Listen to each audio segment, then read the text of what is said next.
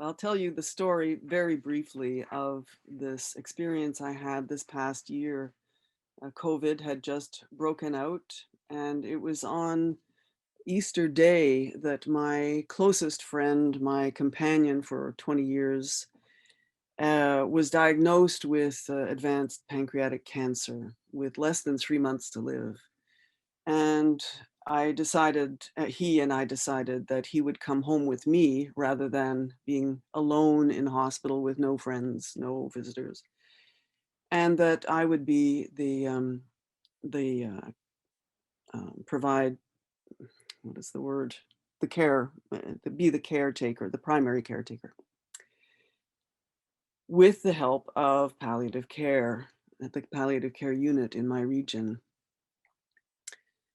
Well, I didn't know what I was getting into, and but it was 9 days to the day he died of intensity. The palliative care nurse arrived at the door, and he walked in fully clothed in his protective suit, and he said, "You know, palliative care is hard stuff. Do you have a spiritual life?" And I thought then, okay, we're on the right ground here. Anyway, those were very intense days, and gratefully, I had a couple of people accompany me. One, his own son, his youngest son, and also a dear friend of a mutual friend who was a retired nurse. And together, we provided a kind of home for John in his last days. Um, that grief was intense at the time, but it had continued after his death, of course.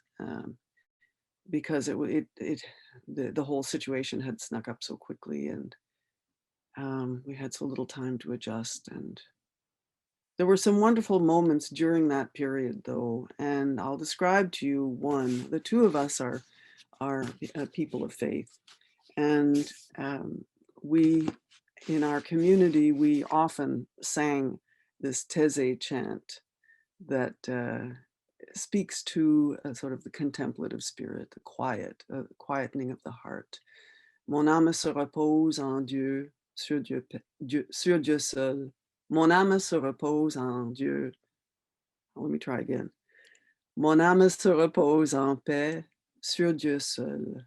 De lui vient mon salut. Oui, sur Dieu seul, mon âme se repose en paix. Well, we had been singing it in the evening, and then I went off to bed, and I could hear him singing or attempting to sing it, and finally he said, "Holly, could you come and help me sing it?" So, and he was in great pain at that point, so I pushed the hospital bed down low and lay down beside, and we sang this thing until he fell asleep. And it was a gift. It was a moment of the kind of moment that you would hope for in that kind of grief process, because it's a memory of something that I was able to give when there was so little that I could give. And then once he had died, how, the emptiness began. So those memories, that kind of memory was very important to have.